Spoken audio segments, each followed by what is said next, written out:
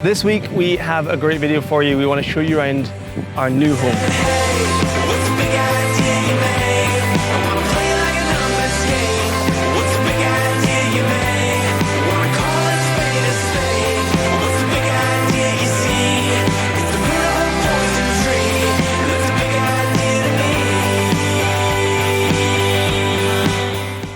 If you haven't already seen our Special 3, which was maybe a couple of videos back, I think 2 videos ago, we broke the news that after searching pretty much the entire Caribbean, we managed to find ourselves a Leopard 47 from 2005.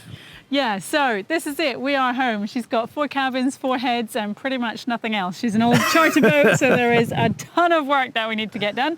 But we're going to show you around. We filmed this video for our patrons a little while ago. Yeah, so we're going to cut to that video. You're going to see that we've changed our clothes and maybe a little bit of our styling. But it's still pretty much exactly the same. We probably cleaned up more for that video than we did today. So yeah, enjoy, guys. Okay, so we're starting up at the bow. One of my choices about getting a catamaran was that it meant we had these trampolines up at the front. This is my absolute favorite place to be. The other night we were just lying out on these as a huge meteor shower went across us, 0 light pollution, and we saw about 50 shooting stars. It was just amazing. So between the 2 trampolines, we have our anchor locker. So normally, this is where we store our anchor, but right now it's obviously on the seabed. So you can just see the chain going right down to the sand at the bottom. It's pretty clear visibility, so you might actually be able to see the sand. And then as we go further back, we can go up onto the roof to sort out our sails, to do up our sail bag, do any work on the boom and that kind of thing. And as we go, we have tons of really handy handles to make sure that we don't fall overboard while we're underway. And all the way at the stern, this is our cockpit, so our dining area. So we have this massive table, which seats like 8 or 10 people. And we're just really looking forward to being able to share meals with people, host people as they come over, and just, yeah, have a couple of parties when they're allowed, COVID related and everything. Okay, let's have a look at the helm, but Ian, I need you to explain all that. Okay. The helm. So this is the steering wheel. This is where people steer the boat from. What can I say? We've got, like, this is all going to get changed. Right now, this is kind of temporary. We've got autopilots and wind controls and things. We started using our iPad for a plotter because this thing's kind of rubbish. So that's actually kind of where our maps come and like our GPS. But what's really cool about this helm position is we can see pretty much everywhere around the boat from one position here. I can just about see the bow over there. I can even see the sails through our sunroof. So when we're making adjustments and steering to the wind and things, you can see what's going on. So it's dead easy to use. Everything's kind of covered up right now, but yeah, it's fairly comfortable for long passages, and I'm still working it out, to be honest. Anyway, we should probably show people inside because we're actually right next to an airport, so you can hear the noise of the planes taking off and things. But yeah, why don't you show people the galley? Okay. So coming inside, this is our saloon area, our sofa and table. Everything inside is all about storage because there's not much space. But all of these seats have storage inside. So you just lift off the top and we've got, tools and stuff in that one. Drinks cupboard in that one. And the table lowers as well. So we can turn that into a massive day bed, or we can sleep if we're doing passages at night and stuff and we don't want to be down inside the hulls. Okay, moving into the galley. So this is our fridge and our freezer. They're not actually working very well right now. Our fridge is kind of like an excitable cool box. Our freezer is only run off the engine, so it's top loading, which means the heat can't escape when we open it. But at the moment, we can only get things cold when we're actually moving somewhere, which is not very often. So we are going to try and fix these. The fridge is more like a standard fridge. But yeah, it doesn't actually get very cold. So we're kind of being a bit vegetarian at the moment because I don't trust that to keep meat cold. Okay, and then the rest of the galley. It's actually a lot bigger than it looks. Again, like there's a whole ton of storage everywhere. We have a gas oven at the moment.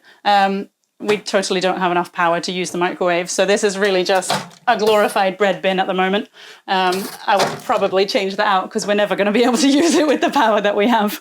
But yeah, I'm getting to grips with it and slowly starting to use all the space. Okay, Ian, why don't we go into the hull? Okay, so I can give her sunglasses now. We're inside. Should we go to our bedroom first? Yeah. Okay, cool. So in the back of the boat, the stern, this is actually our bedroom at the moment. Again, there's some things being done in here, tweaks and adjustments, but yeah, A couple of cool things about this room. The first thing that is kind of weird about this boat is the beds are really high up. It's kind of like shoulder height when I'm standing up. We actually just got a new mattress topper, so it's all squishy now. But the reason for that is in here is actually our engine. So on both sides, we've got an engine behind here. So when it's running, it can get a little bit toasty and noisy in here. But it just means that we have more space, which is overall a good thing. So our beds are nice and high. We've got storage shelves, storage wardrobe here. There's also another wardrobe over here and some storage shelves as well that we've been working with. And the coolest thing about our boat, there's 4 cabins and every single one of them has ensuite. Why don't you show people? Okay. So in the bathroom, again, it's a boaty bathroom, so everything's a little bit different. So to have a shower, you just take the tap, pull it out and it extends, and then you have to hold it above yourself and shower like this. And the toilet, we actually use seawater to flush it so that we're not having to create water or buy water all the time just to flush the loo. And then you have to pump it by hand here. We also don't put toilet paper in the toilet because that's nasty for the turtles. And so we have to put it in a bin in here. And then when it's full, we take it to shore and throw it away like all of our other rubbish. So it's a little bit, takes a bit of getting used to, but we're getting there. It's minging and disgusting. Okay, moving on. Let's move quickly. I'm going to take you to the forward of this side, so the bow side of this boat. Bow side of this boat? Is that a phrase? No, that's absolutely not a phrase. Okay, we're going to go this way. Anyway, actually, while we're doing it, this set of stairs that we came up and down, there's actually a fuel tank hiding under here on both sides. So that's why there's this random staircase. But it's actually quite nice because it gives every cabin has its kind of own separate space in the boat as well. And it means you can stand there and talk to people in the galley and things. But yeah, this cabin, this is one in the bow, the pointy end of the boat. What can I tell you about this one? So we don't really know what we're using it for yet, but just like the other bedroom, the other cabin, we've got some storage down here. We've got this door here actually takes you through to the bow, to the pointy part of the boat. So there's storage there as well. More shelves. You can escape out the ceiling if you want to with this hatch that opens up. And that takes you out onto the trampolines, which are just through that wall. And there's another toilet behind you as well, which we haven't used much yet. There's a lot of repairs to do on the toilets. But yeah, it also has an ensuite. Okay, let's head back upstairs. Back upstairs. Gotcha.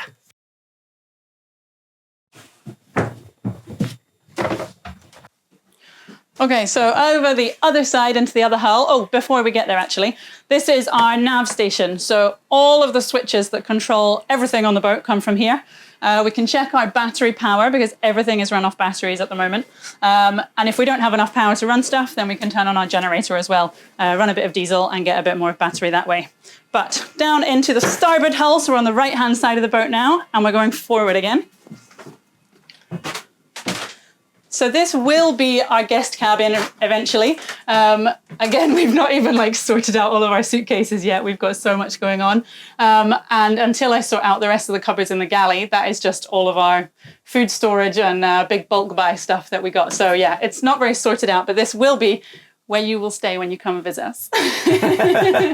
Although we do need to fix the toilet in here because it's pretty disgusting. Well, don't tell people that. Well, okay, and to the back of the boat. okay, so this one is not so pretty. Come with me. Okay, so this cabin, Brownie doesn't like coming in here.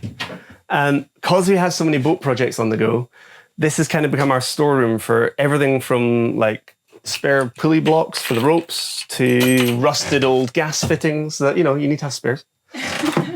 But yeah, we've been slowly working our way through just clearing this service by installing all these things. So we've got lights, we've got new GPS systems, radars. The one I'm really excited about, we just picked up the other day, our new water maker as well. So we're going to install that at some point, hopefully without blowing it up or blowing us up. But we'll figure that out as we go.